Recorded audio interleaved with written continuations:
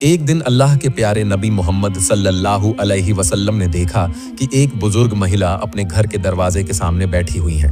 उनके सामने कुछ सामान रखा हुआ था। चेहरे पर गहरी चिंता की लकीरें साफ नजर आ रही थीं। वो बार बार इधर उधर देख रही थीं, जैसे कहीं जाने की तैयारी कर रही हो। उसी दौरान जब अल्लाह के रसूल सल्लल्लाहु अलैहि वसल्लम ने लोगों को यह बताना शुरू किया कि अल्लाह के सिवा कोई माबूद नहीं और मैं मोहम्मद अल्लाह का रसूल हूँ, तब मक्का के काफिरों ने उनके खिलाफ दुश्मनी शुरू कर दी। कोई कहता कि वो जादूगर हैं, नऊजुबिल्लाह। कोई कहता कि वो एक शायर हैं जो मीठी बातों से लोगों को अपने रास्ते पर चला लेते हैं। मगर दुनिया के सबसे सब्र करने वाले रहमतों के पैगंबर मोहम्मद सल्लल्लाहु अलैहि वसल्लम ने हर तकलीफ को खामोशी से सहा। एक पल के लिए भी अल्लाह के रास्ते पर बुलाने का काम नहीं छोड़ा। उनका ईमान, उनका हौसला पहाड़ से भी ज्यादा मजबूत था। कितने महान थे वो। इधर वो बुजुर्ग महिला अपने आंगन में बैठी गहरी सांस लेकर खुद से बुदबुदाई, न जाने अगर कभी मेरा उस आदमी से सामना हो गया तो, अगर उस जादूगर ने मुझे भी कोई बात कह दी तो कहीं मेरा दिल भी न बदल जाए। वो सोच में डूबी हुई थी, मोहम्मद नाम के उस इंसान के बारे में, जिसके बारे में लोग कहते हैं कि उसकी बातें दिल में उतर जाती हैं, जिसे एक बार सुन लो फिर उससे मुंह मोड़ना मुश्किल हो जाता है। वो खुद से कहने लगी, नहीं, मैं अब इस शहर में नहीं रह सकती, जितनी जल्दी हो सके यहाँ से निकल जाना चाहिए। ठीक उसी वक्त रसूलुल्लाह सल्लल्लाहु अलैहि वसल्लम उस रास्ते से गुजर रहे थे। उन्होंने उस बुजुर्ग महिला को देखा, रुक गए। उन्होंने महसूस किया कि ये महिला कहीं जाने की तैयारी कर रही हैं, लेकिन वो बहुत कमजोर लग रही थीं और उनका सामान भी भारी था। नबी रहमत ने नरमी और मोहब्बत भरी आवाज में पूछा, अम्मा जान, आप कहाँ जा रही हैं? बुजुर्गा थोड़ी चौंक गईं और बोली, बेटा, मैं इस शहर को छोड़कर जा रही हूँ। यहाँ रहना अब महफूज नहीं रहा। यहाँ एक जादूगर आ गया है जो लोगों के दिलों को अपनी बातों से खींच लेता है। मैं नहीं चाहती कि मेरे साथ भी वही हो। नबी जी सल्लल्लाहु अलैहि वसल्लम ने सिर झुकाकर उसकी सारी बातें ध्यान से सुनी। बड़े ही सुकून भरे लहजे में बोले, अम्मा जान, क्या मैं आपकी मदद कर सकता हूँ? आपका सामान तो काफी भारी लग रहा है। बुजुर्ग महिला कुछ पल के लिए नबी जी की तरफ देखती रह गई। सोचने लगी, ये कैसा नौजवान है। आजकल के जमाने में कोई किसी की इतनी फिक्र करता है क्या? थोड़ा सोच विचार कर बोली, बेटा, अगर तुम मेरे इन सामानों को मेरे सिर पर रखवा दो तो मेरी बड़ी मदद हो जाएगी। नबी जी थोड़े आगे बढ़े और सामान उठाने लगे। वाकई में बोझा काफी भारी था। उन्होंने समझ लिया कि इस उम्र में ये महिला इसे उठाकर कहीं जा नहीं सकती। फिर बहुत नरमी से बोले, अम्मा जान, आपका बोझ तो वाकई बहुत भारी है और आप भी तो बुजुर्ग हो चुकी हैं। अगर आप इजाजत दें तो क्या मैं आपको आपके ठिकाने तक पहुंचा दूं? इस बार महिला हैरान रह गई। इतना शरीफ, इतना रहमदिल लड़का। वो एक पल को चुप रह गई, फिर गहरे शुक्र के साथ बोली, बेटा, इससे बढ़कर और क्या मेहरबानी हो सकती है? तब अल्लाह के रसूल सल्लल्लाहु अलैहि वसल्लम ने वो बोझ अपने कंधे पर उठा लिया और धीरे धीरे उस महिला के साथ चलने लगे।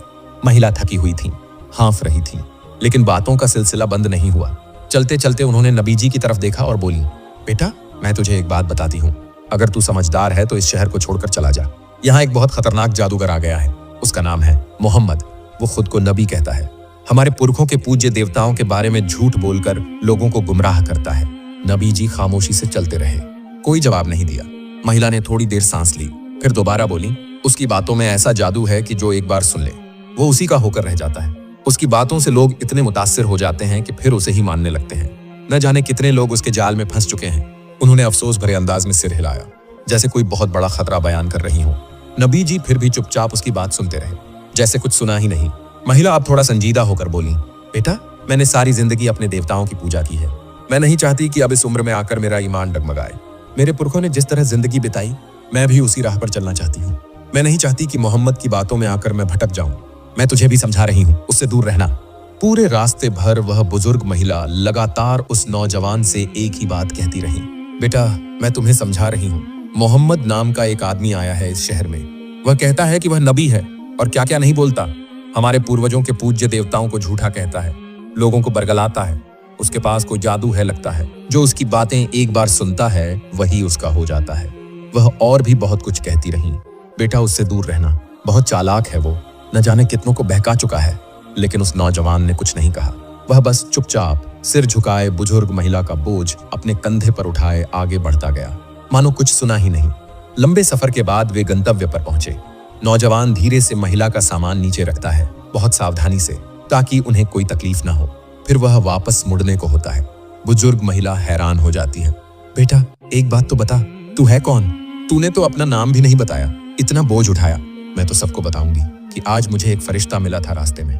नौजवान हल्के से मुस्कुराया, अम्मा, नाम जानकर क्या करोगी? आपका काम तो हो गया, यही काफी है। बुजुर्ग महिला जिद करती हैं, नहीं बेटा, मैं जानना चाहती हूँ, तू इतना अच्छा, इतना विनम्र इंसान है, तेरा नाम मुझे जरूर जानना है। नौजवान थोड़ी देर चुप रहा, फिर बहुत नर्म आवाज में बोला, अम्मा, जिसे आप पूरे रास्ते गालियां दे रही थी, जिसे आप जादूगर, झूठा, बहकाने वाला कह रही थी, मैं वही हूँ, मैं मोहम्मद हूँ। बुजुर्ग महिला जैसे सुन्न पड़ गई, उनके होंठ कांपने लगे, आंखें फैली रह गईं, गला सूख गया। तुम ही मोहम्मद हो? रसूलुल्लाह सल्लल्लाहु अलैहि वसल्लम ने मुस्कुराकर सिर झुका दिया। हाँ अम्मा, मैं ही मोहम्मद हूँ। उस महिला की सारी दुनिया जैसे थम गई। उसे याद आने लगा कैसे कैसे उसने उन्हें अपमानित किया, क्या क्या नहीं कहा, और वह इंसान बिना एक शब्द बोले, बिना एक शिकवा किए उसका बोझ ढोता रहा, उसकी हर बात सुनता रहा। बुजुर्ग महिला की आंखों से गर्म आंसू बहने लगे। जिस शख्स के बारे में वह रास्ते भर अपमानजनक बातें करती रहीं, जिससे वह डरती थीं, वही एक महान दिल वाला इंसान उनके साथ था। पूरे रास्ते उन्होंने अपना परिचय तक नहीं दिया। वह अब और खड़ी न रह सकी। कांपते हुए वह रसूलुल्लाह सल्लल्लाहु अलैहि वसल्लम के पैरों के पास झुक गईं, अपने दोनों हाथ उनके पैरों पर रखकर फूट फूट कर रोने लगीं। कांपती आवाज में बोली, मैंने पूरे रास्ते तुम्हें गालियां दी, तुम्हारा अपमान किया, और तुमने एक बार भी कुछ नहीं कहा, बल्कि उल्टा मेरा बोझ उठाया, मेरी मदद की। क्या मुझे नहीं समझना चाहिए था कि सच्चा महान व्यक्ति ऐसा ही होता है?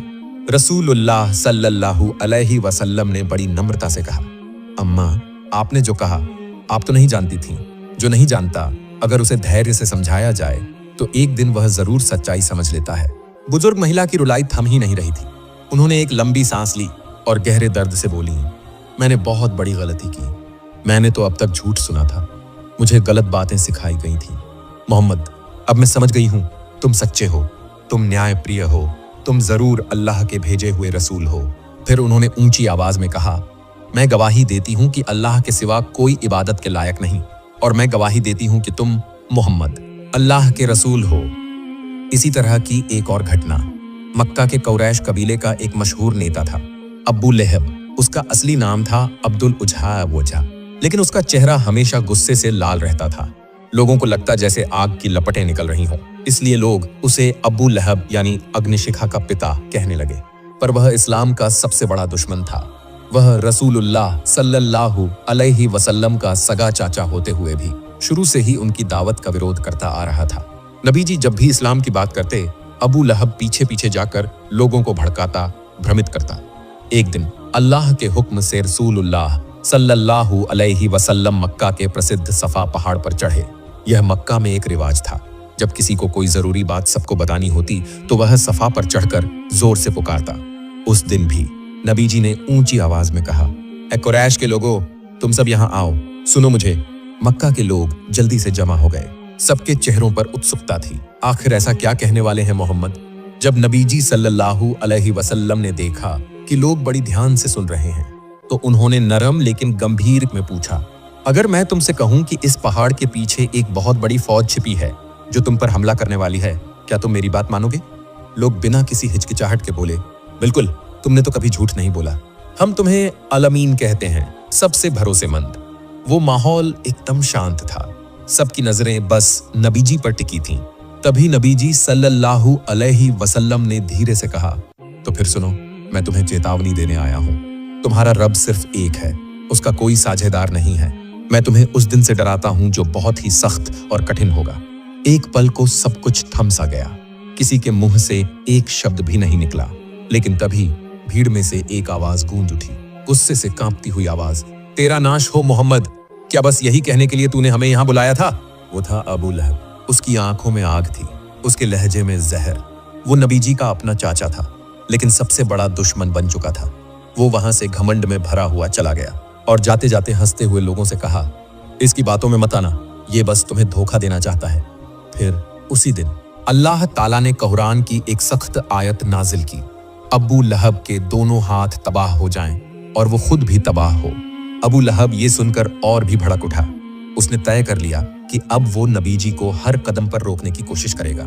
जब नबी जी किसी बाजार में जाकर लोगों को अल्लाह की तरफ बुलाते, अबू लहब उनके पीछे पीछे जाकर कहता, इसकी बात मत सुनो, ये पागल हो गया है, ये मेरा भतीजा है, मैं इसे जानता हूँ, ये झूठा है। जब कभी लोग नबी जी को नमाज पढ़ते देखते अब्बू लहब वहां आ जाता और उनका मजाक उड़ाता। वो कहता, देखो इसे, ये कहता है बस एक अल्लाह की इबादत करो, ये चाहता है कि तुम अपने बाप दादाओं का रास्ता छोड़ दो। और अबू लहब अकेला नहीं था, उसकी बीवी उम्मे जमील भी इस्लाम की कट्टर दुश्मन थी। वो अब्बू सुफियान की बहन थी, एक ताकतवर और ऊंचे खानदान की औरत, लेकिन उसका दिल नफरत से भरा हुआ था। नबी जी सल्लल्लाहु अलैहि वसल्लम जब भी किसी को इस्लाम की तरफ बुलाते, उम्मे जमील तुरंत उस रास्ते में रुकावट डालती। वो सिर्फ अपने शौहर को सपोर्ट नहीं करती थी, बल्कि खुद भी पूरी ताकत से नबी जी और उनके सहाबियों को तकलीफ देने में लगी रहती। वो रात के अंधेरे में चुपके से बाहर निकलती, वो रास्तों पर कांटे बिछा देती, सूखी नुकीली टहनियां रख देती, ताकि जब सुबह नबी जी बाहर निकले तो उनके पाँव में चुभें, खून बहे, उन्हें दर्द हो। लेकिन हमारे प्यारे नबी सल्लल्लाहु अलैहि वसल्लम वो कभी शिकायत नहीं करते थे। वो बस सब्र करते थे, चुपचाप रास्ता साफ करते थे और अल्लाह से दुआ करते थे, ए अल्लाह तू हक को कायम कर दे। उम्मे जमील वो सिर्फ कांटे ही नहीं बिछाती थी, उसके मुंह से भी जहर जैसे अल्फाज निकलते थे। जहां भी नबी जी जाते वो पीछे पीछे लोगों को कहती, ये आदमी झूठा है, जादूगर है, अगर इसकी बात सुनोगे तो गुमराह हो जाओगे। फिर जब सूरह अल मसद नाजिल हुई, उसे तो जैसे आग लग गई। एक दिन वो एक बड़ा पत्थर लेकर आए नबी जी को मारने के इरादे से।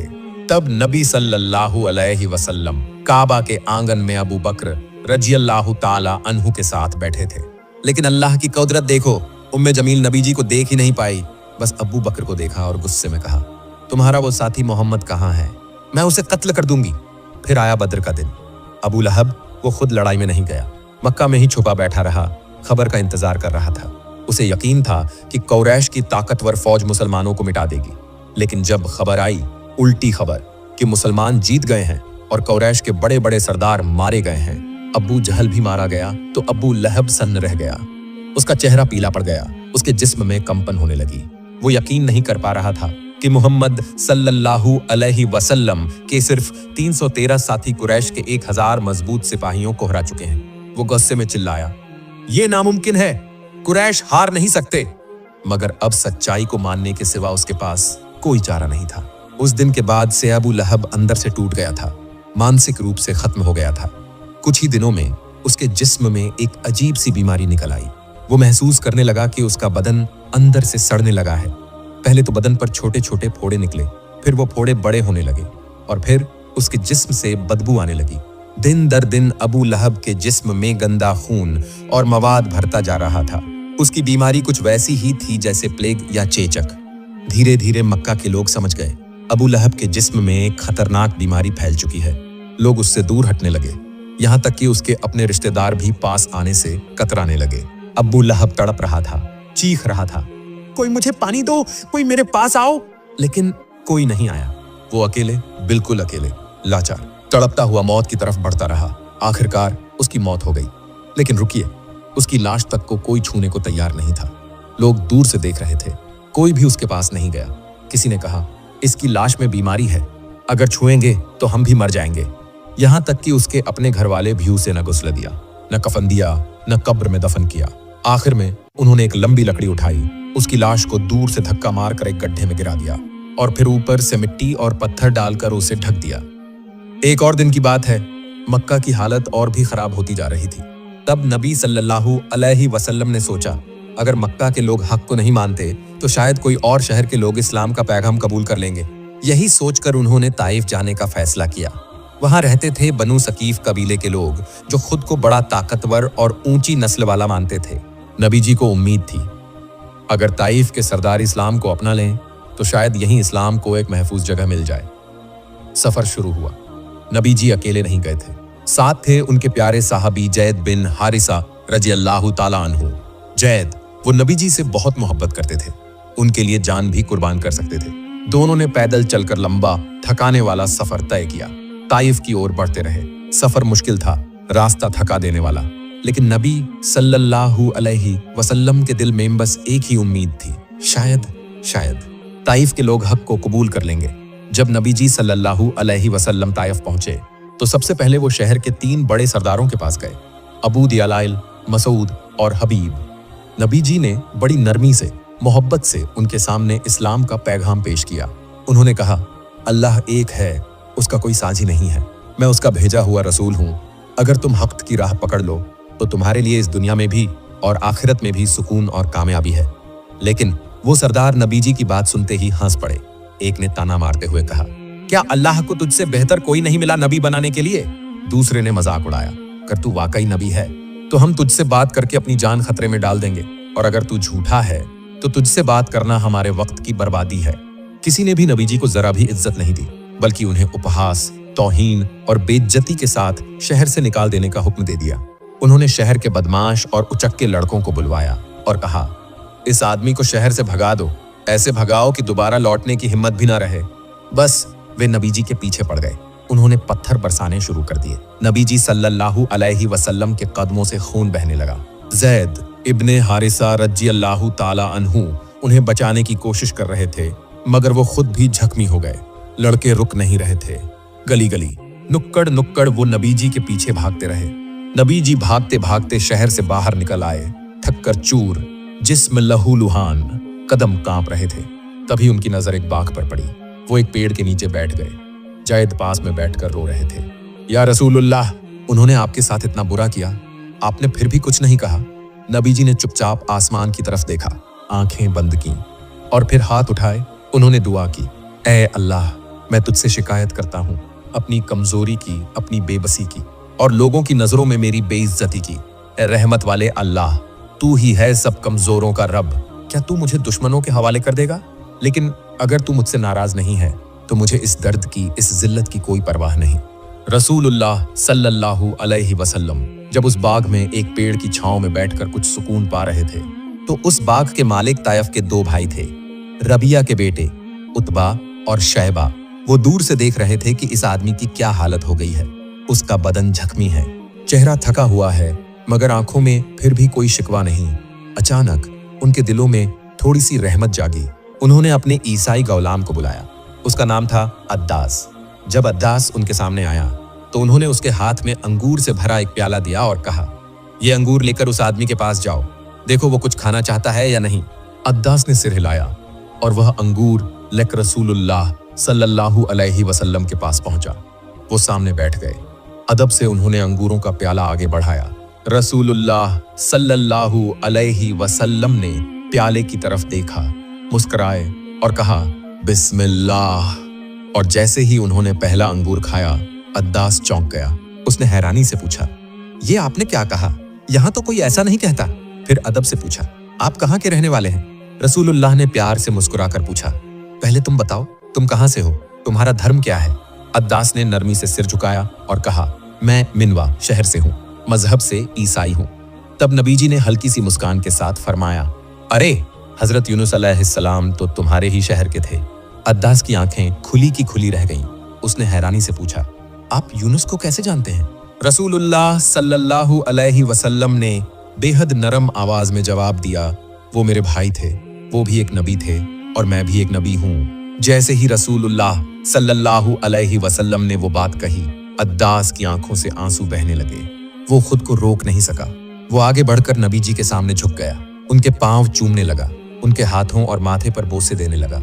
दूर से ये सब देख रहे थे उतबा और शैबा। जब अद्दास वापस गया तो उन्होंने हैरानी से पूछा, अद्दास, ये क्या कर दिया तुमने? तुम उस अजनबी के इतने करीब कैसे हो गए? अद्दास ने बहुत शांति से मगर यकीन से भरी आवाज में जवाब दिया, मालिक, मैंने पूरी दुनिया में इससे बेहतर इंसान नहीं देखा। उन्होंने ऐसी बात कही है जो एक नबी के अलावा और कोई जान ही नहीं सकता। इतना सुनते ही दोनों भाई की आंखें फैल गईं। उन्होंने एक सख्त लहजे में कहा, देखो अद्दास, होश से काम लो, ध्यान रहे ये आदमी तुम्हें तुम्हारे धर्म से दूर न कर दे। तुम्हारा धर्म ही बेहतर है, उसके रास्ते पर मत चलना। अद्दास चुप रहा। उसने आगे कुछ नहीं कहा, मगर उसके दिल में वो सच्चाई उतर चुकी थी जो किसी भी गुलामी को नहीं मानती। उसी वक्त जिब्राइल अलैहिस्सलाम तेजी से आए। उन्होंने रसूलुल्लाह को सलाम किया और कहा, ऐ अल्लाह के रसूल, आप पर अल्लाह का सलाम और रहमत हो। आपके लिए पहाड़ों का फरिश्ता आया है। अगर आप चाहें तो वो इन तायफ वालों को मिटा सकता है। इसके बाद पहाड़ों का फरिश्ता सामने आया। उसने कहा, ऐ मोहम्मद, अगर आप हुक्म दें तो मैं इन दोनों पहाड़ों को एक कर दूंगा और इन तायफ के लोगों को इसके नीचे पीस कर रख दूंगा। इनका नाम और निशान तक बाकी नहीं रहेगा। सोचिए, अगर नबी जी एक बार इजाजत दे देते तो तायफ पल भर में खाक में मिल जाता। लेकिन नबी रहमत ने फरिश्ते की तरफ देखा और कहा, नहीं, मैं नहीं चाहता कि ये लोग तबाह हों। अगर ये न माने तो शायद इनकी औलादों में से कोई तो होगा जो इस दीन को कबूल करेगा। और यही था आज का किस्सा। अगर आपको ये वीडियो पसंद आया हो तो जरूर लाइक करें और ऐसे ही और दिल को छू जाने वाले किस्सों के लिए हमारे चैनल को सब्सक्राइब करें। अस्सलामु अलैकुम व रहमतुल्लाह।